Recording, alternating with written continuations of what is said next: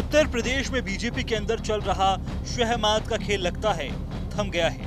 सूबे में जिस तरह से लोकसभा चुनाव नतीजे आने के बाद बीजेपी में अघोषित सत्ता का संघर्ष शुरू हुआ था और उसी तरह से अघोषित युद्ध विराम भी हो गया है। सरकार से बड़ा संगठन बताकर सियासी हलचल मचाने वाले डिप्टी सीएम केशव प्रसाद मौर्य के सुर बदल गए हैं और अब मुख्यमंत्री योगी आदित्यनाथ की शान में कसीदे गढ़ रहे हैं।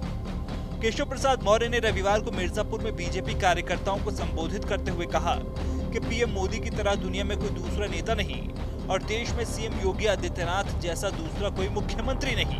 पीएम मोदी दुनिया के सबसे शक्तिशाली और प्रभावशाली नेता हैं और जब देश के मुख्यमंत्रियों की बात आती है तो सीएम योगी का नाम आता है और उनके नेतृत्व में अच्छा काम किया जा रहा है।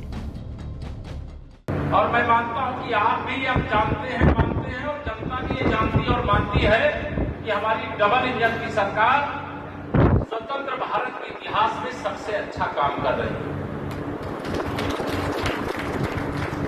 दुनिया में मोदी जी जैसा नेता कोई दूसरा है क्या? देश में मुख्यमंत्री योगी आदित्यनाथ जी जैसा दूसरा मुख्यमंत्री है क्या?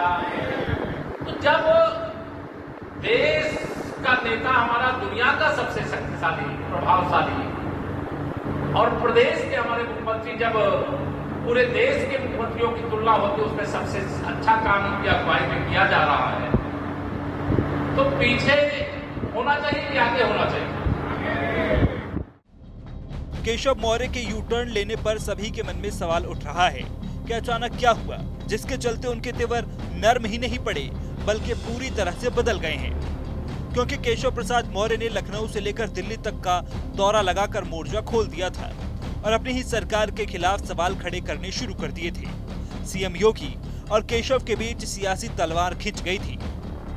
डिप्टी सीएम केशव प्रसाद मौर्य का बयान ऐसे समय में आया है जब उपचुनाव को लेकर सियासी तापिश गर्म है। एक वक्त पर आउटसोर्सिंग से हुई भर्तियों में चिट्ठी लिखकर आरक्षण पर सवाल पूछने वाले केशव 69,000 शिक्षक भर्ती के हाई कोर्ट के फैसले के बाद सरकार का बचाव करते भी नजर आ रहे हैं। बता दें कि यूपी में बीजेपी के टॉप 5 नेताओं के बीच उपचुनाव वाली 10 सीटों का बंटवारा हो चुका है।